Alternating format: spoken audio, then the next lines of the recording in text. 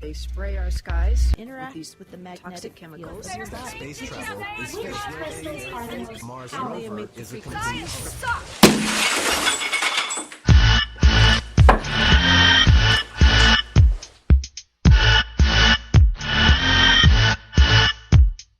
Hi, I'm Rich Lund, and welcome to another episode of Debunk the Funk. This series has a few goals in mind, and the primary one is to help the viewer develop and refine critical thinking skills. These skills could be seen as figurative tools in your critical thinking toolbox. When you have a well-equipped critical thinking toolbox, you've got the tools necessary to help yourself construct and build a more sound, logical argument. And at the same time, you've got the tools then to dismantle the flawed arguments that others have built. This episode is an attempt to give you a tool that you can add to your toolbox inventory. Occam's razor. But before we get into what Occam's razor actually is, let's actually start with a little story. The maggots in your meat. Imagine the following scenario, if you will. You're about to enjoy a 5-day vacation away from home, but just before you leave, you get a strong hankering for a cheeseburger. You pull out some hamburger meat, cook one up, and scarf it down. Suddenly though, you realize you're going to be late for your flight. Making sure you got everything that you need, you pack everything up in a hurry, and you're out the door. Upon your return, 5 days later, you get back to find the package of your raw hamburger meat is still on your kitchen counter. The packaging isn't fully covering the meat, and there appears to be some housefly larvae, maggots, on and in your meat. Bummer. Okay, so what happened here? Most would conclude that there's no mystery here to be solved. After cooking your burger and then soon realizing you're going to be late for your flight, your attention quickly shifted from anything to do with kitchen cleanup to making sure that you had everything that you needed for your vacation. You were in a rush and you forgot about the meat, left it on the counter.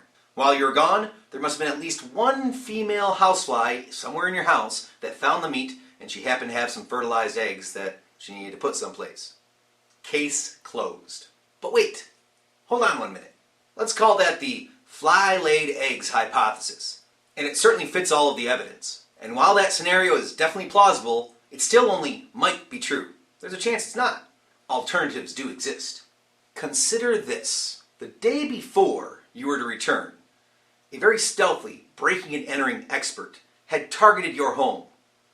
They had seen through the window that you had left some meat out on the counter. Because of their wide range of experience, the locks on your door posed no problem for their lock-picking skills. They were able to enter without a fuss. And once inside, they took out some already developed maggots that they had brought with them, and they planted them into your meat. Having accomplished their mission, they then left without a trace and locked the doors behind them. We'll call this the breaking and entering, or B&E hypothesis. Now, any rational person is going to pretty immediately reject this B&E hypothesis, so why even bring up something so ridiculous? Well, it's important to understand why we would reject it. After all, while many would scoff at the idea, still, this B&E hypothesis, it fits all of the evidence. So why do we know we should reject it? Well, now it's time to bust out Occam's razor. Occam's razor is a wonderful tool to help a critical thinker select between two different competing hypotheses. This idea of Occam's razor has different ways of being expressed, and also a pretty interesting history if you take the time to look it up, but we're not going to get into that here.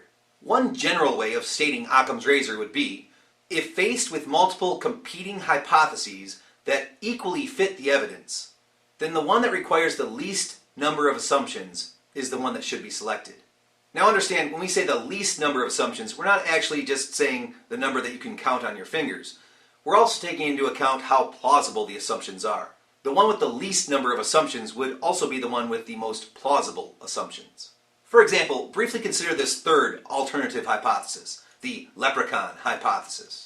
Once returning home, right before you entered the door, a magical leprechaun that lives in your kitchen cast a spell on some of your meat and transformed it into maggots.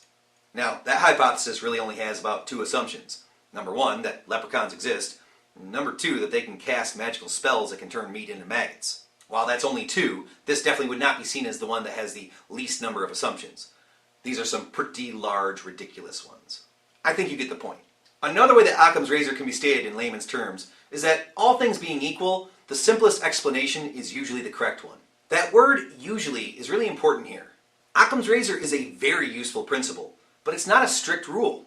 There have been plenty of times in history where its employment would have led us to the wrong conclusion, and in fact sometimes has. When atomic theory was first published by John Dalton in the early 1800s, not everybody accepted it.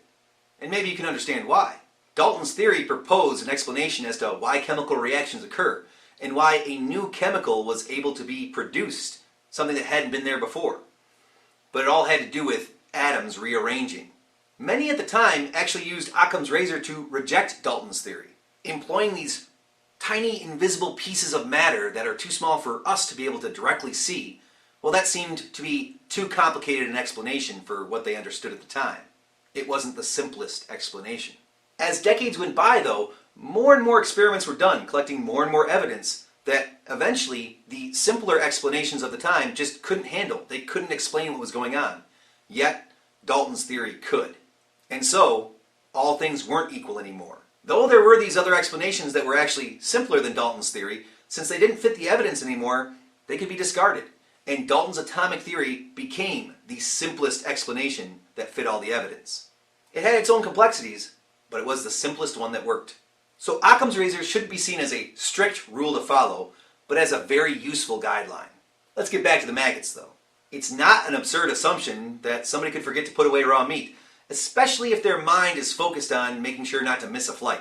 Equally, it's totally a plausible assumption that there might be a female housefly that has fertilized eggs somewhere in your home. Still, take note that the fly-laid eggs hypothesis does come with its own assumptions. But what are the things that must be assumed for the B&E hypothesis? First, we must assume that somewhere in the nearby area there is a B&E extraordinaire. Well, okay, that's possible. Certainly people like that do exist. But also, in our story, nothing of value was stolen. So we must also assume that this breaking and entering artist had no interest in anything of monetary value.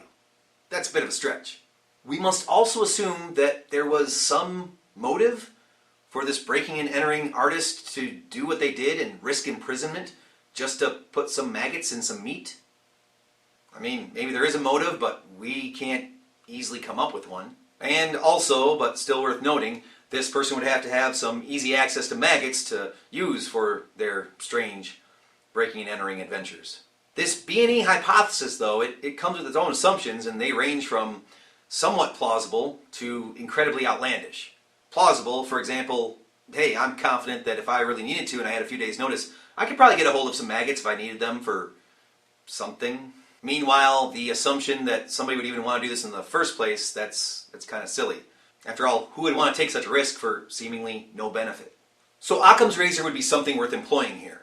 While both hypotheses technically fit the evidence, we can easily see that the B&E hypothesis has way more assumptions. It's the much more complicated one, and thus the one that we reject. Now, this hypothesis is not disproven, but also we can understand it's not really worth our time even considering. And go check out Debunk the Funk episode number 3 if you haven't yet, to understand why we can never 100% disprove something. Now, let's take this one step further. It's a worthy question to ask, should we use Occam's razor?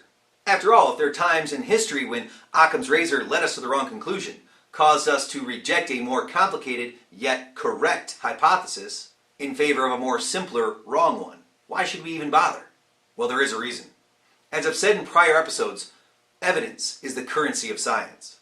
This is evidence that we gain from testing out our ideas. And it tends to be that the simpler idea is also the one that's easier to test, easier to produce evidence. Look at the fly-laid eggs hypothesis one more time. It makes a prediction. If it's correct, then there should be somewhere in the house, whether it's still alive or dead, a female housefly. And this female housefly, if you can scour the house and find it, it should have about 50% of the DNA that the maggots have. Now, I'm not saying this wouldn't be easy or cheap, but you could, in theory, have the DNA tested of the two if you find the housefly. The point I'm getting at, though, this simpler explanation, it is something that is testable. Meanwhile, look again at the B&E hypothesis. Little, if any of that, can actually ever be put to the test. It, too, makes a prediction that somewhere out there's a breaking and entering, highly skilled artist who has some very abnormal motivations and life goals. Just where exactly do you even begin to try to test out an idea like that? As far as trying to test out this hypothesis, really, you've got nowhere to go. it's a dead end. Thanks for checking out this episode of Debunk the Funk. If you're enjoying this critical thinking development, then please give this video a thumbs up. And I hope you stay tuned and subscribe to the channel for some upcoming episodes, because the next place we're going is going to be, I think, an interesting one. In the next episode, we're going to explore the idea of chemtrails, and we're going to put some claims to the test. I'm Rich Lund, and I'm here to remind you, the world needs critical thinkers. Make sure you're one of them. Catch you next time.